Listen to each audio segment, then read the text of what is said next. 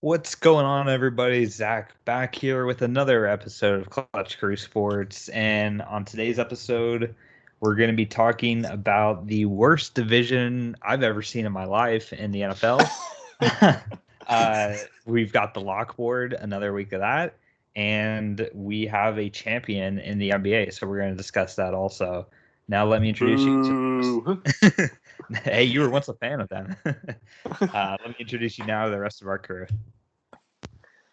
What's going on, guys? It is Connor, the co-host with the most, and unfortunately, a little bit of foreshadowing. I could not keep my streak of not picking in the top two and the lock board intact this week, so kind of had a little bit of a down week, but I'm looking to turn it around, and I think honestly, I got the best option when it comes to the NFC East when we're talking about teams later, so I feel pretty good talking about that.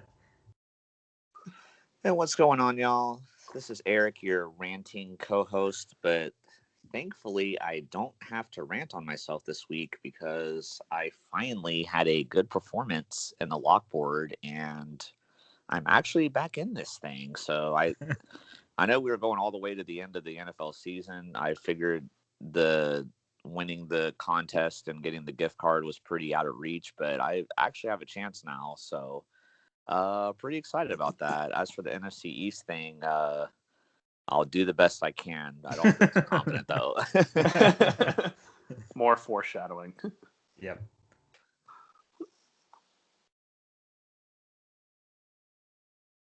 Nate, you with us?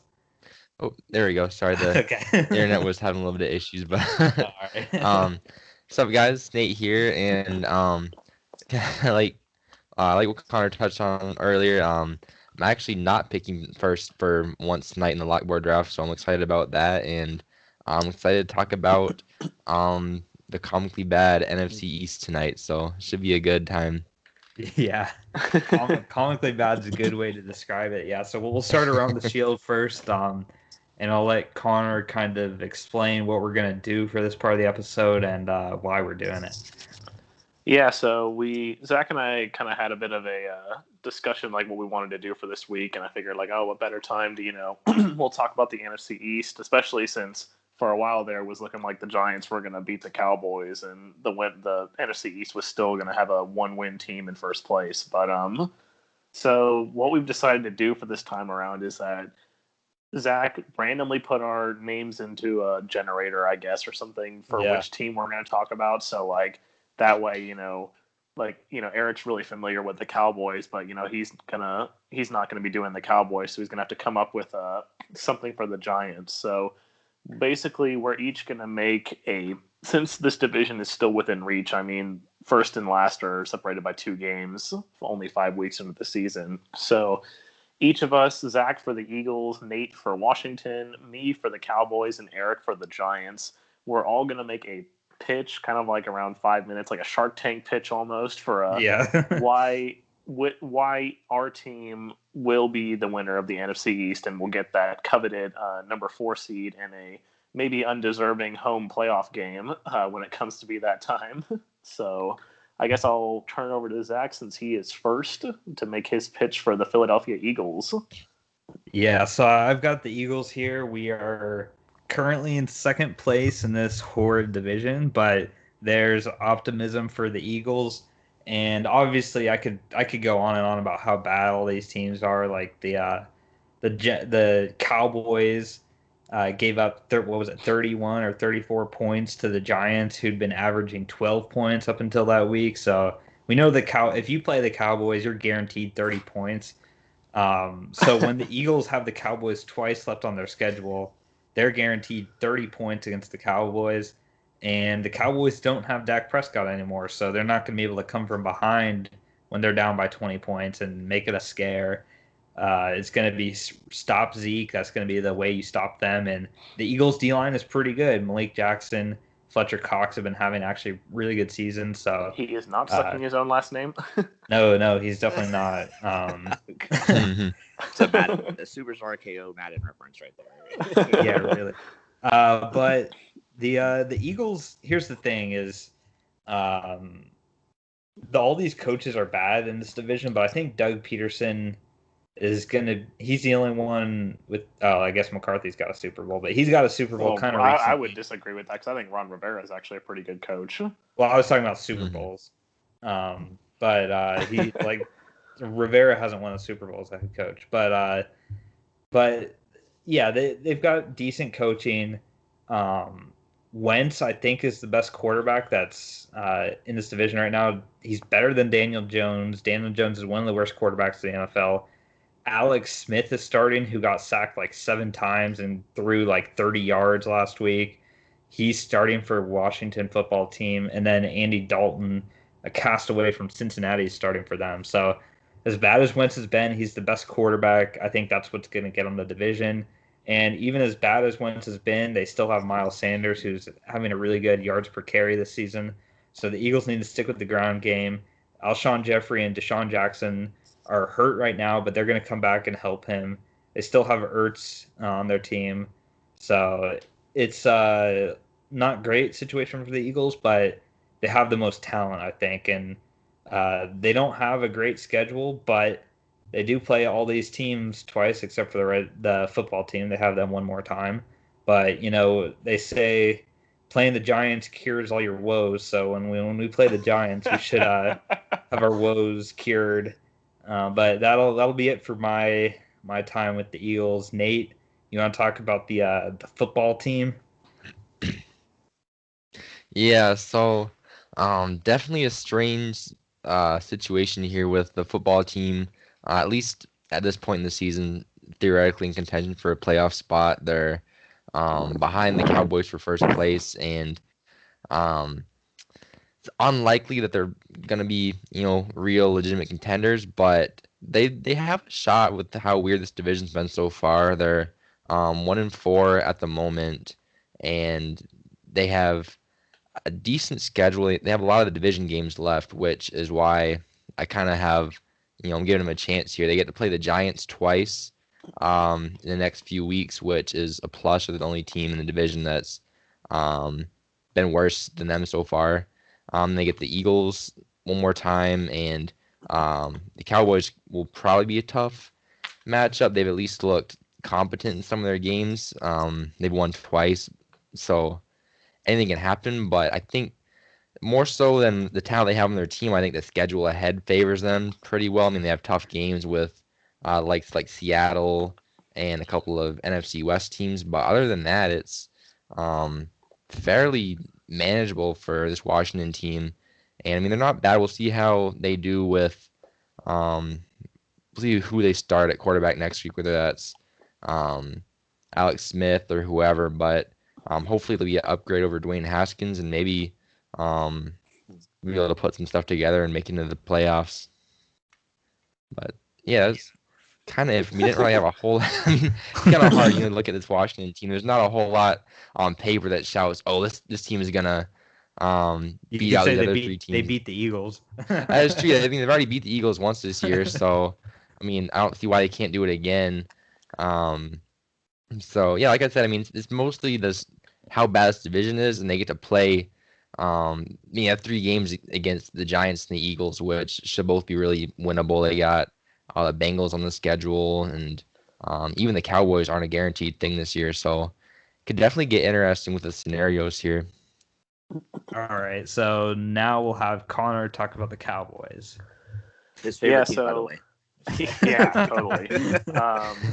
But I mean, I think obviously with the Cowboys, they're in out of all 4 teams, they're in the best position right now because they're in first place. So even if it is just a 2-3 record, first place is still first place, and that's a guaranteed playoff spot if they were to start today. So I think the biggest thing the Cowboys have going for them is that, like, yes, obviously they lost Dak Prescott. Like, he's, done for the year with the ankle injury and, everything like that. Hopefully he can come back and play at a high level. But I think, I mean, without a question, I think the Cowboys still have the best offense in the division. Ezekiel Elliott is a great running back. They have the most dangerous receiving trio in the league with CeeDee Lamb, Michael Gallup, and Amari Cooper.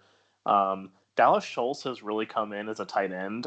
Like he's stepped up a bit. So if he can continue to play at a high level, that just gives another weapon. And then obviously the offensive line is really good.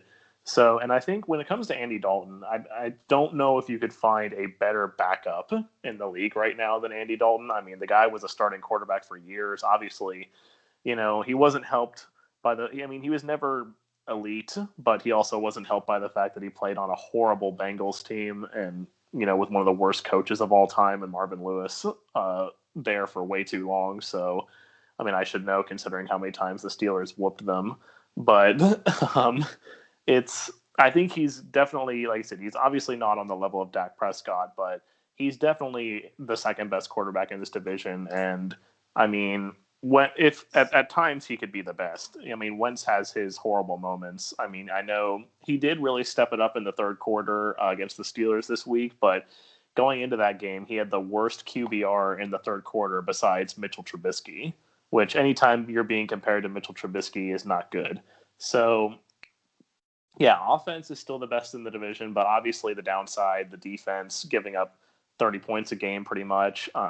It's just they just need to shore that up. If they can just shore that up a little bit, then I think the Cowboys have a good chance to, run away with this division. Obviously, they already used up one of their games against the Giants, unfortunately. So, unlike the football team and the Eagles, they only have one more game left against the Giants, but they do have winnable games. Like they have one against Cincinnati. I think everybody in the division is playing Cincinnati this year.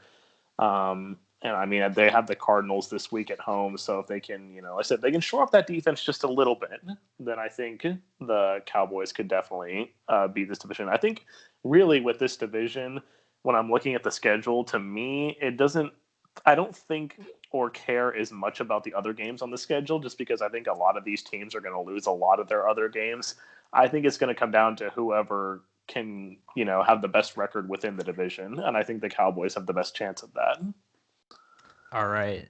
Eric, close us out here with the New York Football Giants.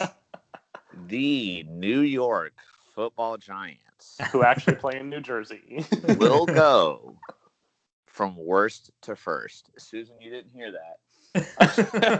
You weren't supposed to hear that. She's giving me the look of wrath right now. If looks could, it's a good thing looks can't kill, because I'd be dead. The New York Giants will go from worst to first, and here's why.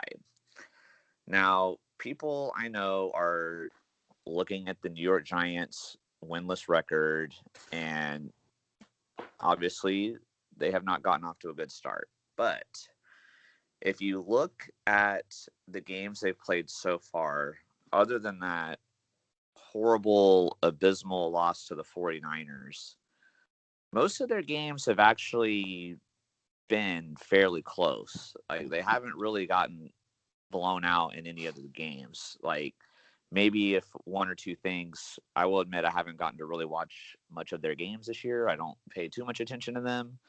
But it looks like with some of their games, just one or two things maybe went differently the other way. They could actually have a couple wins under their belt. So while they haven't won a game, I'm looking at these losses and I'm thinking, they have a lot of potential to win some games. And another reason why I feel that, I mean, I know everybody's touched on the schedule. It's obviously going to come down to how these teams do, in their games against each other. But the Giants, in my opinion, have the most favorable upcoming stretch of the schedule, because out of their next 6 games, the only one that I feel like for sure would be a loss is against the Bucs. But they get the Washington football team twice, they get the Eagles twice, and they get my favorite, the Cincinnati Bengals. So out of those 6 games, 5 of those are very winnable. And even if they manage to just win 3 or 4 of them, just with as bad as this division has been, I think this gives the Giants a great chance. Now, if I'm the Giants coaching staff, what I'm doing too, obviously looking at the performances that Eli Manning Jr. I mean, Daniel Jones has had so far. His numbers haven't been great, but he is a little bit of a underrated mobile runner. Like, he's known to get some rushing yards, and since his passing numbers haven't been the greatest so far, I would try to exploit that a little bit more if I'm the Giants. I would try to use that to my advantage. Just find some different, more creative ways to get the offense going, because kind of like Josh Allen in his rookie year at Buffalo. Yeah, kind of like that. But yeah, so I mean, the offense did finally get it clicking against the Cowboys. I mean, we know their defense isn't good, but they, maybe this performance against the Cowboys, even though they didn't win, maybe this performance can help them start elevating their game and, start to get a win or two, and then keep the momentum going, maybe get a few more wins. And you never know. I mean, even though the Giants are in last place right now, this division is very winnable. So that is my case for why the New York Football Giants will go from worst to first. Round of applause. Very good. Yeah. But okay, so you heard all of our pitches that we had to make, but before we move on to the next part of this, let's just go through what we actually think. So if I were to pick between these four, I'm gonna pick the Cowboys right now to win it. And something that Connor didn't say that I'll add to the point for the Cowboys is I think it's really gonna be an inspirational, like, play for Dak sort of a season where, like, they do it for Dak. And like you said, it's gonna come down to who wins the division games. And they're already 1-0, which is tied with Washington. So I think the play for Dak thing is going to be big for the Cowboys, but I'd pick the Cowboys to win it. But Nate, how about you? Are you sticking with Washington, or are you going to change? No, I'm with you on that. I think I'm gonna go with the Cowboys here. I think obviously Dak's out, but Andy Dalton is not an awful quarterback. I mean, he was solid with the Bengals, and this Cowboys team is more talent than most of those Bengals teams he was on. So I mean, this division, I don't see why they can't at least make the playoffs and win the division. Connor, you gonna stick with yours?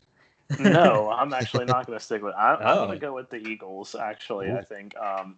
I think really just watching them in that game against Pittsburgh. I mean, I think it's mainly, I like the old school sayings. Defense wins championships, and I think the Eagles so far have proven that they have the best defense in the league, and the Cowboys have the worst defense in the entire NFL.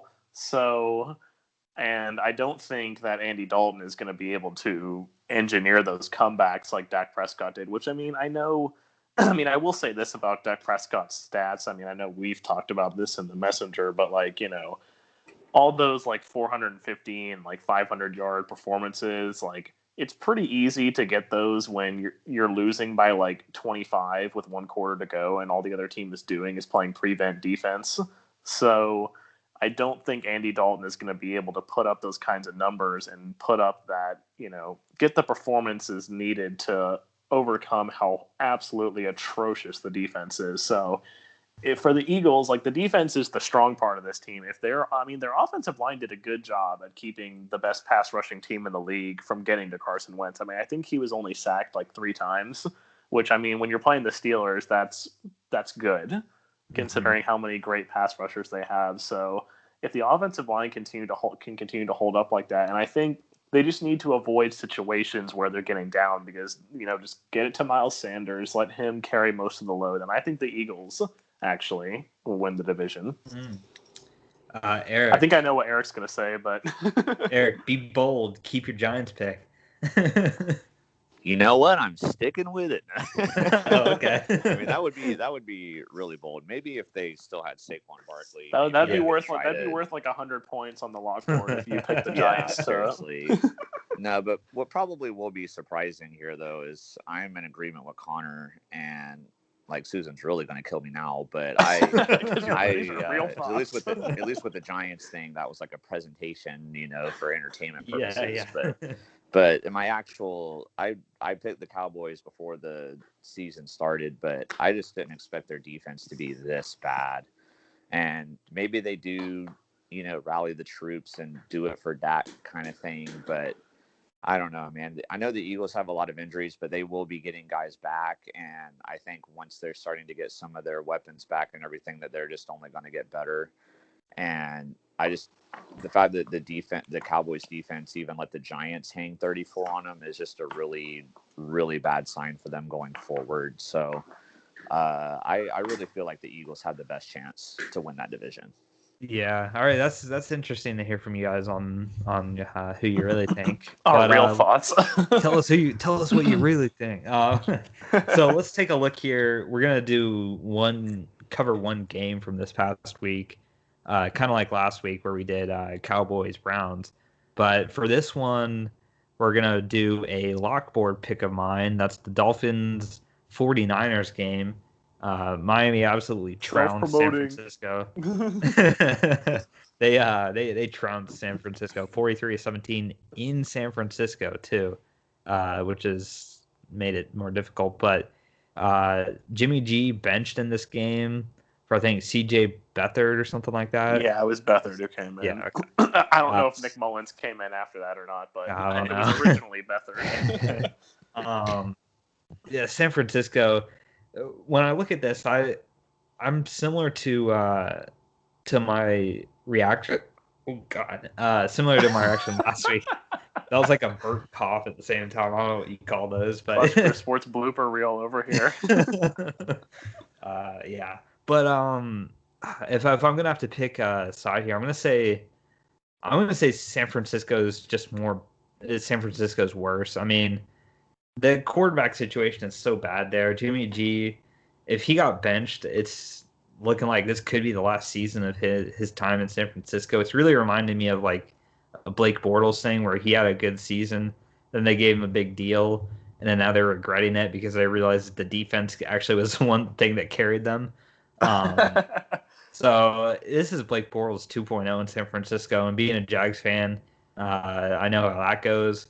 But I will say the thing San Francisco has going for them that the Jags don't is they have good coaches and good management.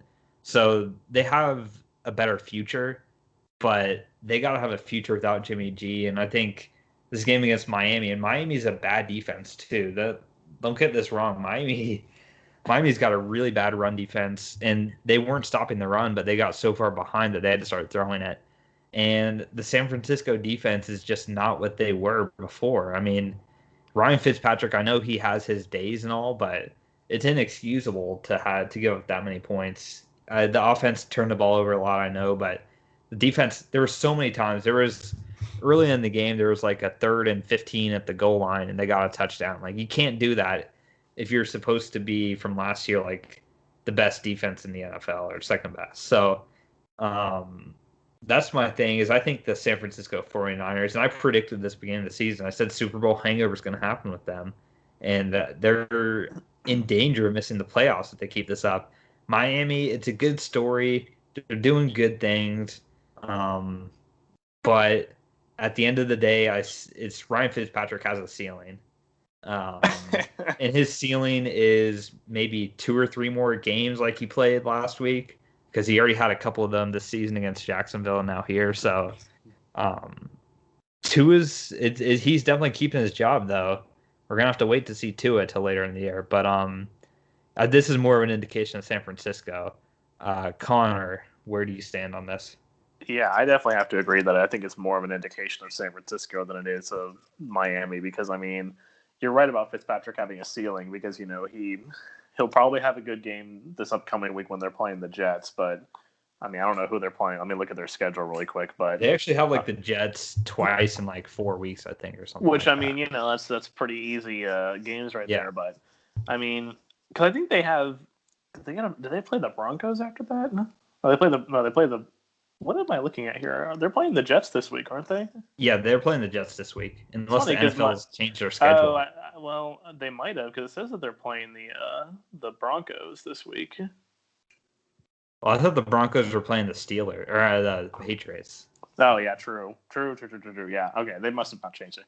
Anyway, but I mean, the thing about him is that, like, like you said, he'll have these good games, but then, like, he'll come out and have a performance where he throws 6 interceptions. Like, I mean, I can attest to that. I was the lucky beneficiary one year in fantasy football when I had the defense that he went up against and he threw 6 interceptions, and that defense got like 35 points, which anytime your defense is scoring 35 points in fantasy football, then you're probably winning. So, but yeah, with the 49ers, it's just like the defense is just not the same without Nick Bosa and Foster being on the D line, and they just can't. I think it's kind of exposing the secondary really for San Francisco, because I think people were so focused on how good that front 7 was, or I guess like they call it front 8 nowadays, but like they were so focused on how good the linebackers and the D line were that they forgot that the secondary might have been a bit mediocre. Because you can get saved by having a bad secondary if you're getting to the quarterback every other play, So I definitely think that it is San Francisco's bad. I don't know where their offense is going to go, because I mean Mostert had a good game, but they had to go away from him because they were so far behind. So I mean, and who knows? This is a quarterback carousel with Jimmy G and Beathard and Nick Mullins. So. Yeah, I think it's the 49ers are bad. Nate, what about you? Yeah, I definitely think it's a little bit of both. The Dolphins have definitely been winning more than I expected coming into this year, but yeah, I think the Niners are just not in a great spot right now. Obviously, the injuries have hurt them on defense, not having the same pass rush they did last year, but I like what you guys said about how it kind of is like what the Jags went through. I think it's right on the head. I mean, their defense isn't as effective, and they paid up for a quarterback who really hasn't had to deal with much adversity in his career. I mean, he came in for 3 games on a Super Bowl winning New England roster and looked great, and then he's come to the Niners and had a great defense for last year, and which took him to the Super Bowl. So I mean, yeah, I think it's more so that the Niners are in a bad spot, but definitely give the Dolphins some credit for being a lot more competitive than I thought they'd be to this point. All right, we'll round it off with Eric. Give us your thoughts, man. Yeah, I'm going to go a little different here. I mean, yeah, that's good. I definitely agree that San Francisco is bad. I mean, I predicted them in the preseason to get to the NFC Championship game. Definitely regretting that one a little bit. But at the same time, I mean, Miami's 2 wins that they've had have been very impressive. I mean, obviously San Francisco is not as good and Jacksonville isn't good, but Jacksonville at the time of their loss had beaten the Colts and almost beaten the Titans, who were undefeated. So I think pretty much everybody thought Jacksonville was going to win that game. It was on the road. It was in Jacksonville too. Yeah, and they were on the road and they torched us. And then and while their record is 2-3, I mean they've lost to the Patriots, Bills, and Seahawks, like, who are all good teams. Yeah, I mean, and like Buffalo and Seattle especially, like most people probably have both of them in their top 5 in the power rankings, and they actually came fairly close to winning both of those games. So I think Miami is turning into a good team. I don't think they're an elite team or anything yet. Like, I'm not going to sit here and say that, but they had a lot of momentum at the end of the season last year, and I feel like they're carrying it over to this year. They didn't let that 0-2 start phase them. They're 2-1 since then. I think Miami has a chance to maybe do a little damage and be a surprise team at the end of this year. So especially with that extra playoff spot. So I'm really curious to see what they do. But I will just say, since the Jags are in looking like we may have to try to get Trevor Lawrence, I will be rooting for the Jets though to beat them in the next game. But Jets and Giants need to start winning. Don't think that's going to happen, but anyway. yeah. So that'll round it out for the football talk on the show. Hopefully, you guys enjoyed that, especially if you're an NFC East team. You heard one of us explain why you have a chance. So that's all you need is a chance. Even you Giants fans, there's a chance. Yeah. So we had another lockboard week, of course, as I said earlier. Here's how things went.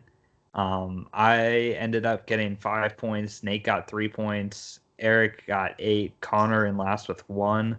Eric, since you won the week, go over the locks you got right. Yeah, so I mean, I have to admit the Kansas State over TCU pick. I mean, that was a hell of a lot of luck with that one. I just kind of, well, I guess after Kansas State beat Oklahoma, I was surprised to see them be such underdogs to TCU. So I was like, I felt like I had a chance, but it was more luck than anything.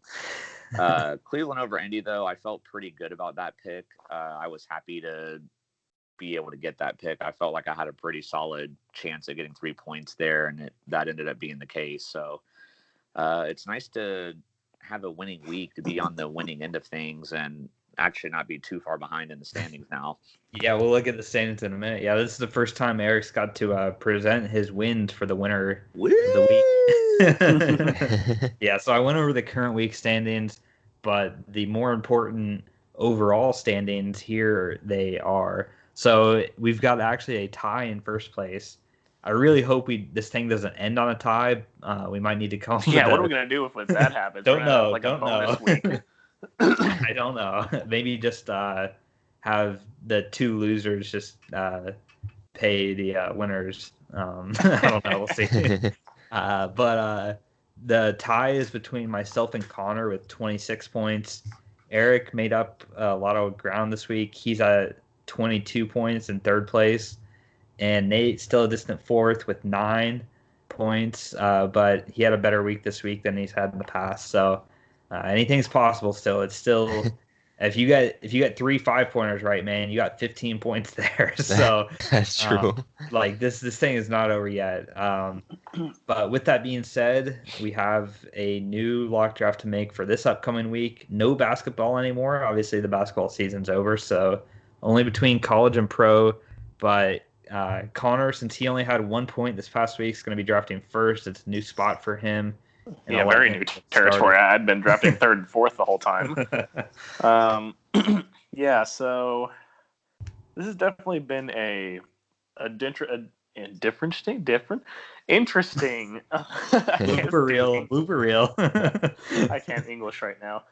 This has been an interesting decision for me because I was actually, going into these, I usually just kind of like would go off of my instinct, but this time I decided I would actually look at the board, and there's not a whole lot of 5-pointers that are really like jumping out at me this week. The only ones in the NFL would be the Jets over Miami, or the Eagles over the Ravens, or the Bengals over the Colts, which none of those really interest me. They're probably going to interest someone else. But and the college, I'm just not as familiar with when it comes to some of these upsets. Like, I know they happen, but I'm not sure. So with that being said, I believe I'm going to start out my picks with a 3-point pick going to college football. Let me get over here so I can type it into the thing. But I'm going to take – Nate's going to be very unhappy with me on this one, but I'm going to take Memphis to beat UCF. Oh. All right. Yeah, that'd be Nate, how do you feel about that? Yeah. I don't know. I mean, the way they looked against Tulsa, I mean, that's not – might not be a bad pick. I don't know. Okay, let's see. Nate's drafting second, so Nate, that game's now off the board, obviously. But where's the second pick gonna be? All right. So I think I'm gonna go take an NFL game. I think I'm gonna go. Let me. Yeah. I'm gonna go. Sorry, I'm gonna go Chicago over Carolina. Okay. I was looking at that one. Yeah. Eric has been sniped. Yeah. I don't know if this is a trend or not, but it seems like Nate takes Chicago a lot in these. So far, it hasn't really worked out. So it worked for me 1 week, I think, but it worked like for wild you. cards. Yeah. Falcons game, they won. Okay, so that's Nate's pick.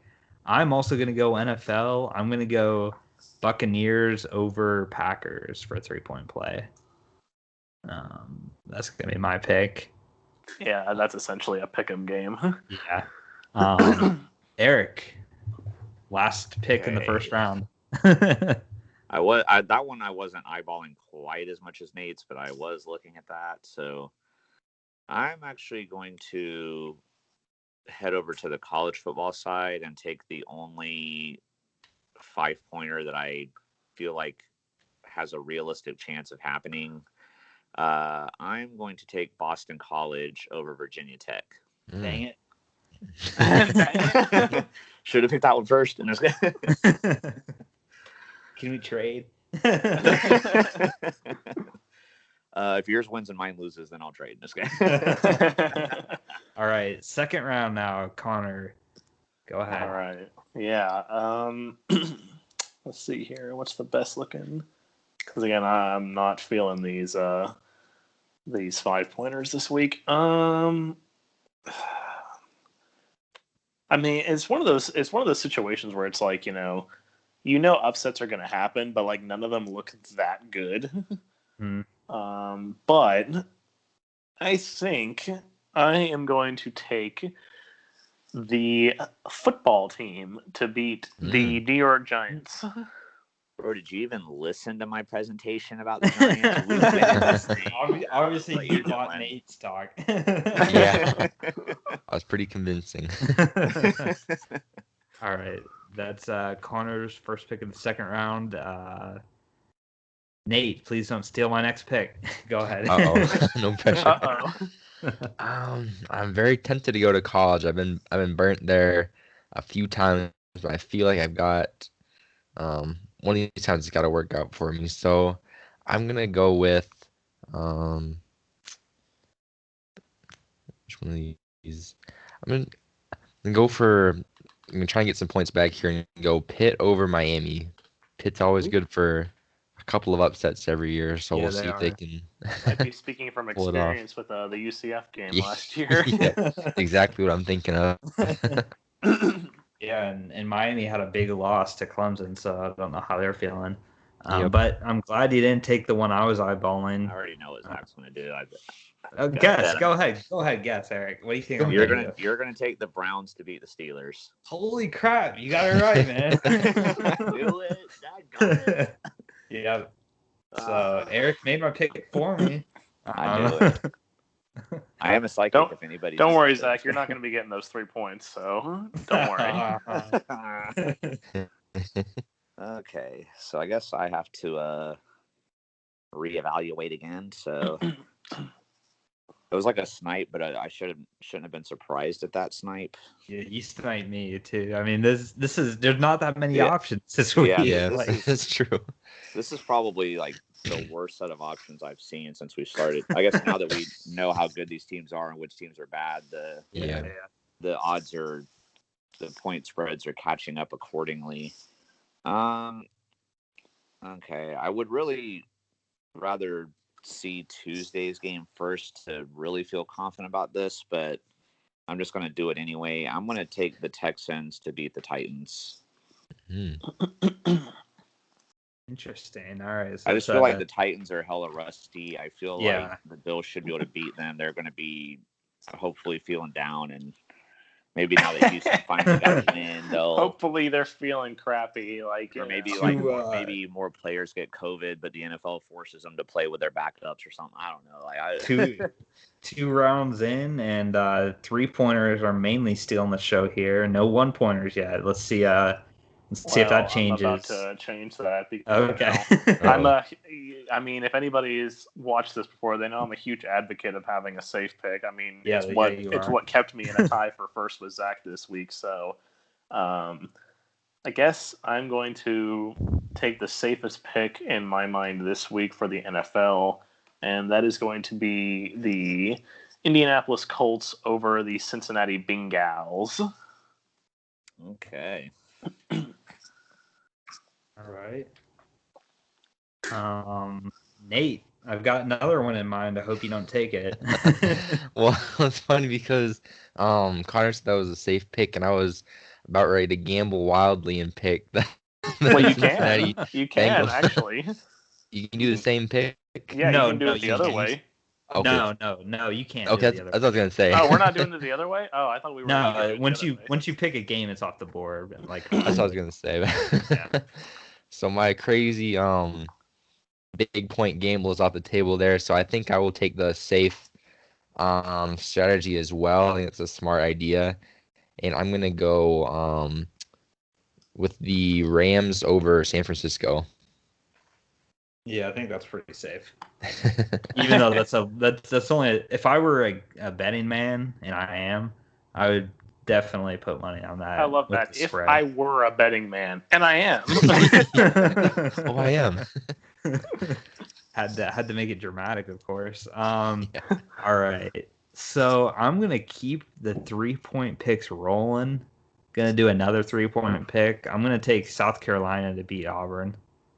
I don't think Auburn's played real good this season. And South Carolina had a dominant win. So did I steal that from you, Eric? No, I'm just Okay. What I'm debating more on is, do I want to take a 1-pointer and go the safe route, or do I take another gamble on a 3-point play?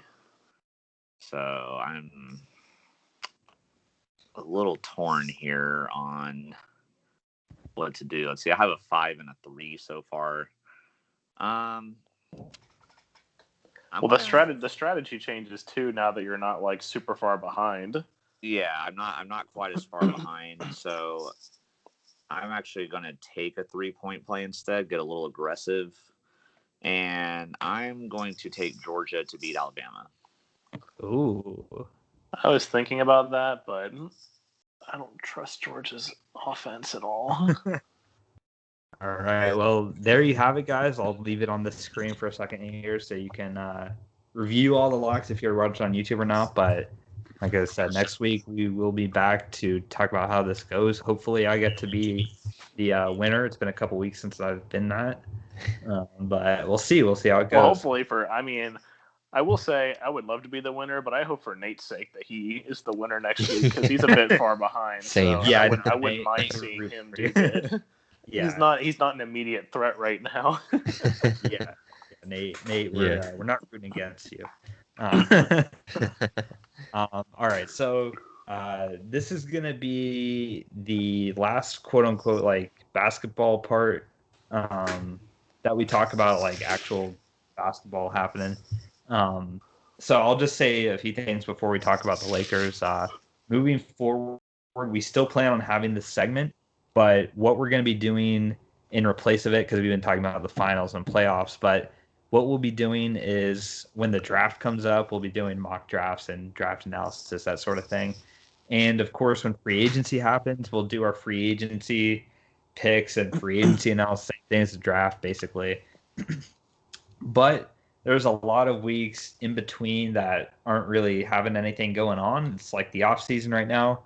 So what we decided to do is we're going to do sort of rebuilds for certain teams, and we're going to start with our favorite teams. So my 2 teams I root for, Eric's got the Thunder, Nate's or Connor's got the Hornets. To talk about, like, basically what we'll be doing is we'll look at their roster and their contracts and everything. Get rid of Nicholas Bum. We'll have Connor, don't spoil it.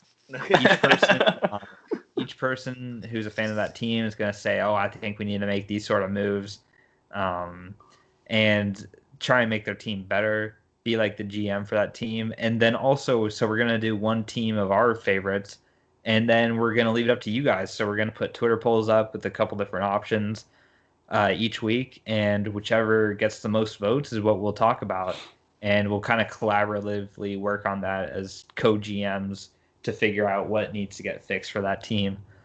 So that it's going to be pretty fun. I'm looking forward to it. And then, of course, free agency and the draft will be fun to watch as well. And then we'll have the season starting back up. I think New Year's or Christmas time, I think, is when the next season should be starting up again. And we'll talk about the games that are happening then as well. I'm excited. This NBA bubble has really like reinvigorated my fandom of the NBA, especially early on when all those teams were playing. They were like doing games all day long. It'd be like game ends, another game starts, like, and it was quarantine, so you didn't have anything else to do, no other sports to watch. It was great. I really enjoyed it. I don't know if you guys had like a similar feeling to me or not, like watching a lot more NBA than you normally would have. any of you guys feel the same way that I did, or? I mean, it was kind of nice when I was not having to just watch the Lakers, but Yeah, it was a nice change of pace for sure. I mean, it kind of reminded me, even though it was just the regular season at times, or even when the playoffs first started, it kind of reminded me of March Madness a little bit with the all-day games and all that. So, I mean, obviously I didn't like who won, but I had a good time watching it. Yeah, definitely. So let's now talk about what happened, who won. Obviously, the Lakers won in 6 games, which was my original prediction. Like 2 episodes ago, I said it would happen, and it did. And I did predict before the season the Lakers would win it. This was a really interesting path to the finals for the Lakers. Basically, they played the Trailblazers 1-5, beat the Rockets in 5. Sorry, Bulls got next. They beat the Nuggets in 5, and then the Heat in 6. So they never played a series that got to 7 games. I think they were the best team throughout the whole playoffs. It would have been really fun to see them play the Clippers. That's what everybody wanted. But we talked about what happened with the Clippers and how they were just not ready to play bubble basketball, I guess. And the Lakers, they would have some games where everything would just go wrong for them. But this last game 6 that I watched, and I watched basically all of it, it was over midway through the second quarter. They had like a 25-point lead, and I could tell there was 2 things that were happening. The Lakers wanted it. They were scrapping for every rebound. They came out with energy that I hadn't seen in the previous games, and you could tell that the coaching move, putting Caruso in the starting lineup, was big for them. That was something really good by Frank Vogel to do that. And the Heat also just looked like they were done. I mean, the Heat were one of those like energy, like effort sort of teams, and they just completely gave up in this game. Like Tyler Hero shot an air ball like that was 7 feet away, and he was only like 1 of 8 before the game was out of hand, and then he scored some more points. But the game was out of hand really quick, and you could tell the Lakers are not messing around, and you could tell the Heat didn't really want to be there. Dragic came back more to me as like a, thing for his team sort of thing. He wasn't 100%.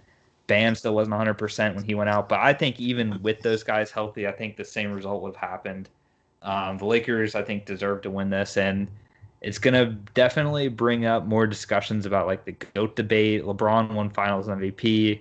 He's now 4-6 in his Finals career, and this was a big one for him. And I'll say this: I'm not a LeBron fan or anything, and I'm still the camp that Michael's better than Jordan for the GOAT talk. Michael's better than Jordan. Oh, sorry. Michael's better than LeBron. Diamonds at James. Yeah. But I'm still on that side. But the thing with LeBron is everybody's in. I'll say this was a hard championship to win, and the fact that it was so unique and it was a bubble. And you didn't have the home court and everything like that. There was no home court advantage really for him. So it was different in that aspect. Like you really had to have a different focus. And we saw the Clippers, Paul George couldn't handle it. So I'll give credit to the Lakers for being able to do it. But there's no question that the teams they faced to get to this championship, it was one of the easier championships to win. But I think if you're looking objectively at LeBron's career, you can be like, okay, he got an easy opportunity against the Heat here, but a couple of years ago, he played a stacked Warriors team, and he was the only good player on the Cavaliers. So, to me, those sort of things like even out. Like he was a huge underdog a couple finals ago. He was a huge favorite. Those kind of even out to me, and like I said, I still think Jordan's the GOAT over LeBron, but I'm not gonna say that LeBron can't pass him. I mean, this was still, when you look back on it and see how well he played really good in all these games, and at the age that he is, that's the biggest thing he's got going over Jordan is his longevity. He's been doing this for so much. I think he's played like uh, almost a season's worth of NBA Finals games. Like if you count all the seasons he's played in the playoffs and everything, he's played like over 20 years of basketball, and he's still going too. That's the thing is if he keeps this up and the Lakers get another championship or two, I can definitely be like, okay, maybe it should be Kogo's sort of thing. Because obviously Jordan never lost one, but LeBron's been to so many more than Jordan went to, and he's had such a longer career. So it was interesting to see how this happened and everything. I really, I know Connor and Eric were really rooting for the Heat, but like I didn't really care as much. I've actually started to like my fandom to LeBron has really changed. I used to be so anti LeBron, but now later in his career, I'm starting to warm up to him because he's special. I mean, the chances that we see in our lifetime someone like LeBron's very rare. So I'm gonna watch it until he retires. Of course, I'm not a LeBron fanboy or anything like that. Zach is betraying us, Eric, is what he's saying. Yeah. But no, I mean it's something like, when he's gone, like who's gonna be the next LeBron? Like, it's something about the great players of a generation. Like it's as the longer they play on, you hate them in their primes and stuff, but then you start to have more respect for them, and that's sort of how I am with LeBron. But yeah, this was interesting. Next year is going to be real interesting too. But I know Lakers fans just want to celebrate this. What are you guys' thoughts on LeBron, the finals, the path to the finals, everything about it? I'll start with Eric first, since he's our other NBA main host.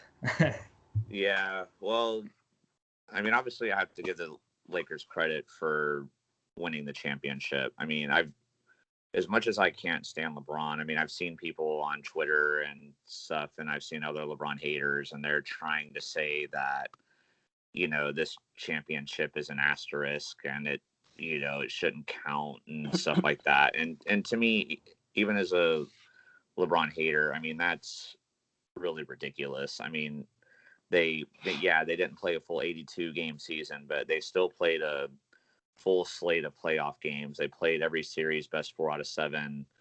They dominated, all the series really. I mean, even though the Heat won 2 games, it still never really felt like the series was in doubt. I mean, so the Lakers dominated, and I have to give them credit for winning the championship.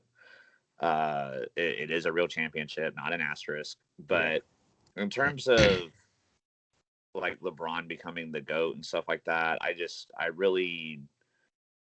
this series against the Heat does nothing for me in terms of moving it closer.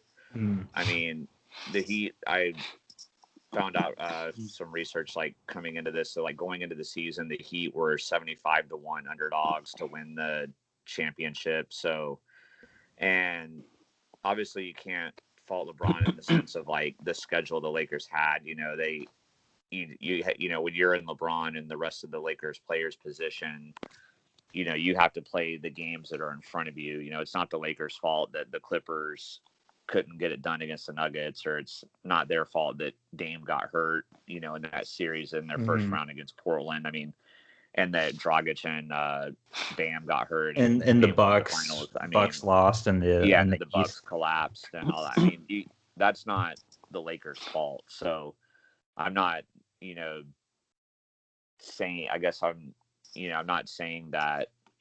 I don't know why I kind of lost my train of thought there, but basically, I mean, the Lakers played the games that were in front of them, and they did what they were supposed to do. Now, if they had to go against the Clippers, or maybe if the Bucks had, put it together and had to beat them instead of the Heat, I still don't think I would be moving LeBron closer to GOAT status or anything. I mean, I know, which Zach didn't bring this up, and I was glad he didn't, but I guess just the one thing that like triggers me the most when I see people trying to say that LeBron is the GOAT is because of all these triple doubles that he gets. It's the best stat in the NBA, Eric. All these stats that he collects and all that stuff. I feel like are very overrated. And I guess the other reason why I can't put LeBron over Jordan and why I probably never will is because and obviously the path to the finals, he couldn't help that, but the path that he's taken throughout his NBA career, he has had control over that. And I liked LeBron early on in his career until he, had the whole infamous going to the Heat thing and the whole like, oh, this is going to be easy and we're not going to win 5, not 6, not 7. Yeah. We're going to win 1,000,000 championships and all that. And that just, that's just where my mindset on LeBron completely changed. And even when he went back to Cleveland, he had Kyrie when he got back there, and they got Kevin Love. So he had the big three in Miami with Bosh and D Wade. And then he had the other big three in Cleveland with Kyrie and Kevin Love.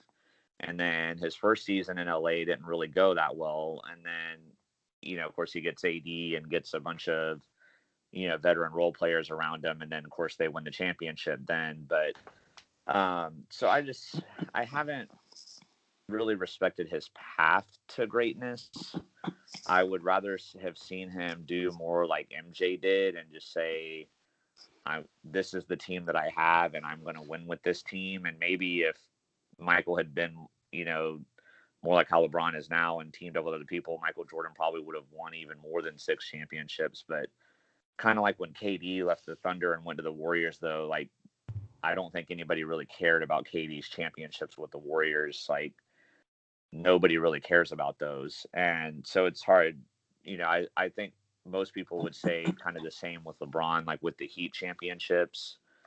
He had such a stacked team with those 2 teams. And then kind of the same with this one. I don't think most people are saying, oh, what a great, he had to the Cleveland one is his he had to highlight overcome for so sure. many obstacles to get that win for the Lakers. I mean, so the only one where it's like, man, that was an amazing championship run was the 3-1 comeback against the Warriors. So I mean, that one is where I give him the most credit, and I feel like that was an amazing performance by him. But I wish he would have taken a different career path. Like, he's a great player. I don't think he's like a bad player or anything. And I don't know, when he said in the interview after the game, when he was saying about it, the Lakers and everybody getting respect, and then he said he wants his respect too. I kind of didn't really like that either, because it's like most people already say that you're the number 1 overall player, or at worst, like the number 2 overall player in the history of the NBA. So I don't really know what lack of respect you think you have. I kind of thought that was a little odd too. Yeah. But and then this is just another reason why people should watch shows like us instead of a lot of these like national sports shows. I hate the way the national media presents him. It's like they don't even watch the games. All they do is, oh, LeBron had another triple-double. Oh, LeBron had another triple-double. Oh, Jimmy Butler was the first ever 40-point triple-double in the finals game. And, oh, like, triple-double.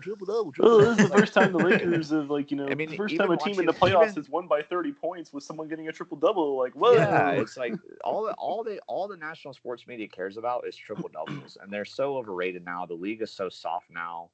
Luka Doncic is getting triple-doubles, who's not a big guy. Russell Westbrook has been, like, averaging a triple-double. He's not a big guy. Like, triple-doubles are so easy to get in the NBA now. They're so overrated, and that's all they talk about on the national sports media. And then, of course, to try to, like, get viewers and get ratings, they're talking about, is LeBron the GOAT now because of this title? And I was at work today, waiting on some pizzas to come out of the oven, and I could see the TV in the distance, and I couldn't hear it, but they had the closed captioning on. I think it was Around the Horn was on. I haven't watched that show in probably like 15 years, but that show was on, and some guy I never heard of on there, I could read what he was saying through the closed captioning, and I couldn't hear his voice, but it probably sounded something like this. He was like, Yeah, it's really amazing to me that, LeBron, they call him the king, but people still underestimate this guy. I just don't understand why people continue to just underestimate LeBron. And I'm thinking, like, bro, okay, do you watch basketball? Because I guarantee you, 99% of people going into the season at the minimum had the Lakers getting to the conference finals, at the very minimum, getting to the final four. And LeBron being in the MVP talk. Yeah. And now, I wasn't one that predicted the Lakers to win, but I still had them getting to the conference finals, even as a LeBron hater. And I thought the Clippers were going to be like the greatest thing. I still had the Lakers in the conference finals. Most people were probably like Zach and had them in the finals or even winning the whole thing like Zach had. Or like I know Connor had him in the finals. Yeah, I had them losing to the Bucks. Yeah, and so that was even before the season started. And then going into the playoffs, do you really think anybody besides Portland fans thought that Portland had a realistic shot of beating the Lakers? Yeah, I'm guilty of that. I mean, well, but even then, Zach, you were probably thinking, well, Portland has a chance. Especially after game one. Yeah, after game one, you weren't thinking, like, before the series started, you weren't like Portland in 6, lock it. Like, yeah, no, you were like, Portland, maybe Portland has a chance if some things go right. Maybe they win. But nobody was out there locking Portland to win the first round. Nobody was locking the Rockets to beat them except for Bulls got next. Yeah, except for like James Harden stands. Like no one else was doing that. Nobody was picking the Nuggets to beat them. Yeah. Like, and then even with like the Heat in the finals, like Connor picked the Heat in 7, but it was more kind of like with Zach with Portland. It was like, well, they have a chance if things can go right, and maybe. So I think they have a chance. Connor wasn't like Heat in 7, lock it, Heat are winning this thing. Yeah, like nobody was predicting the Heat to win in the finals. Like, so who was underestimating LeBron? Like, I can't stand the national sports media. I know this is kind of way off subject, and I'm getting into way of a rant here. The rant light is on. Yeah, it's on. This could be best rant of the year by the next True Sports anniversary, but I can't stand the national sports media, and this is why I continue to not watch it. I literally only saw that because I was at work waiting on pizzas to come out of the oven, so I took a quick glance, and that's what I saw. And I was like, okay, I was like, do people really watch this? Do people really hear this stuff? Oh, yeah, LeBron's the underdog. Everybody underestimates him. Like, come on, dude. Like, no. Like, the national media wants so bad for him to be Jordan, but it's just not going to happen. But I've gone on long enough. I will pass the torch now. You can tell how I feel. Yeah. Let's hear from Connor, and then I want to hear from Nate too, because I know you might have something to say, Nate. So let's hear from Connor first. Talk about yeah. Well, I'll keep it brief. I mean, I agree with Eric that I feel like this championship does nothing for me in the LeBron GOAT debate. Like, it was clearly a stacked team that was expected to. I mean, honestly, with Kawhi and PG being like, oh, it wasn't championship or bust. I think for the Lakers, like, it really was championship or bust. Like, anything less than winning the NBA Finals with the team they had was going to be a disappointment. So I feel like that it doesn't do anything. And, yeah, I mean, the Heat just ran out of energy. I mean, I think it's, and the fact that Dragic even, like, came out there, it was just like, I don't know if that probably hurt them, honestly, more than it helped them. Like, yeah, it's like good for the team, but like, why? Like, why are you like, you get a torn plantar fascia? Like, obviously you're not like, you're not going to recover from that in, a week. So, yeah. And then also, like I said, the path to the finals, like it could have been a lot harder. Like Eric said, if the Bucks had not gone out, or if the Clippers had, not allowed the the Clippers didn't fall into the Nuggets trap of being up 3-1. But or they could have just closed it out. So, I mean, if my thing with LeBron is that, like, if he, I was saying that, like, I think the big thing for him that could elevate him in my book would be if he can get another championship somehow, like the one in Cleveland. Like, say next season, like, Anthony Davis gets like a season-ending injury or something, and doesn't end up playing, but then the Lakers still go on to win the championship. That would really do it for me. Like, I mean, I don't know if I would put him above Jordan, but that would really like move him closer for me. I'd be like, okay, like LeBron, even at age whatever he is now, like 36 or whatever, can carry this Lakers team like without Anthony Davis, then that's impressive to me. But as long as he's still got the stacked crew around him, I don't see it ever making a difference to me. And obviously, like Eric said, the whole triple doubles thing, like, I mean, who cares anymore? Like, they're so meaningless at this point. Like, it's kind of sad that they used to be like this, coveted stat, like, oh, this is like the pinnacle of, a game in the NBA, and like you got a triple double. I mean, it's not a quadruple double, but it's like playing 2K on like rookie mode in my career. Right.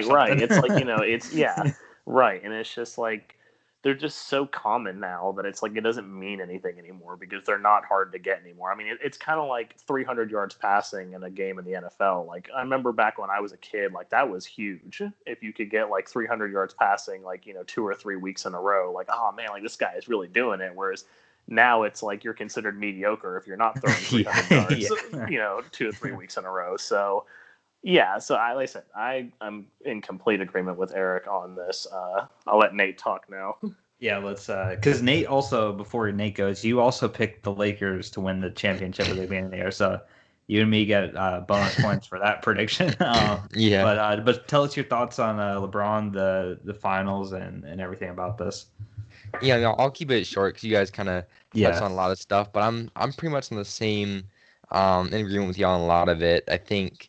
I really didn't watch too much of these playoffs just because, I mean, it was kind of, you kind of tell like the Lakers had a pretty easy path to the finals, and especially once the Bucks were eliminated so early, it was like, yeah, I was rooting for the Celtics, but I mean, I didn't think they had really a finals team this year, and other than that, I was like, who was really gonna beat this Lakers team? So I honestly didn't watch too much of the playoffs, and kind of like what you guys said about LeBron. I think obviously this is great for his overall legacy, but it's kind of like, he went to LA and everyone figured he was going to win a championship within 2 years because the talent he was going to bring in with him. So it's kind of like, at this point, I don't know that he's ever going to catch Jordan in my book unless, he's in year 17. So what else, how much more can he play? But it's like, I think I'm with you guys. I think he's definitely not quite Jordan in that respect, and yes, I'm not really looking forward to hearing about how great the Lakers are for however many months until basketball comes back. So yeah, that's true. Before Zach wraps up the show here, I don't know why I forgot to mention this too, but in addition to the triple double thing, that when they said 17th season, that like triggered my memory too of like the other reason why I hate the national media so much, because I'm almost at the point where I hate the word 17 because all I hear in like every press conference is, well, LeBron's putting up these amazing numbers in season 17. Or LeBron, now that you're in season 17, how do you feel about still putting up the numbers that you're putting up? Or LeBron, wow, for season 17, there's nobody doing this. Like, I've never seen anybody in season 17 of a 17th season ever doing anything like this. Like, okay, he's in season 17. Okay, like, I don't know. Tom Brady was pretty good. Season, Peyton Manning was pretty 18. good in his 17th season. Yeah. Season 18, he needs to join Dame in Portland, bring Portland the championship. That's his next task. and have another big three again. Like yes. Yeah, him, Dame, and CJ. Like, well, him and Dame are like friends, so I could put, maybe. Here's the thing: is like, whatever team ends up drafting his son Bronny, I think is gonna get him for his last season. They're gonna like father-son team. I think that's gonna happen. So basically, Zach's like Portland draft Bronny. Yeah, exactly. All right, guys. Season 18, they're going to be like, oh, season 18, from the if you were born in your first season, you're an adult now. That's how many seasons you play. You could vote. Like Devontae Graham wasn't even born by the time like you started the NBA. Like, you could smoke a cigarette from the year you started playing to the year you're playing now. Oh man, sorry. It's all good, man. It's all good. I could probably go on for like 3 hours about this, honestly, if I had the time. Yeah. well, this is gonna be it. We're not gonna be talking about this every single week. So we're not the national sports media. We're not gonna talk about no, LeBron they probably week. will be though. But yeah, you might hear talk about the Hornets next week. You never know. But yeah, sorry to Connor about that. All right, guys. That's gonna wrap this episode up. Hopefully, you enjoyed listening. Pretty lively discussion. This is a fun one to record with you guys. But we'll be back next week with the same format as usual, and we'll see how the lock board goes for everyone. Good luck to everyone on that. And until next time, be clutch. Bye. See ya. Peace.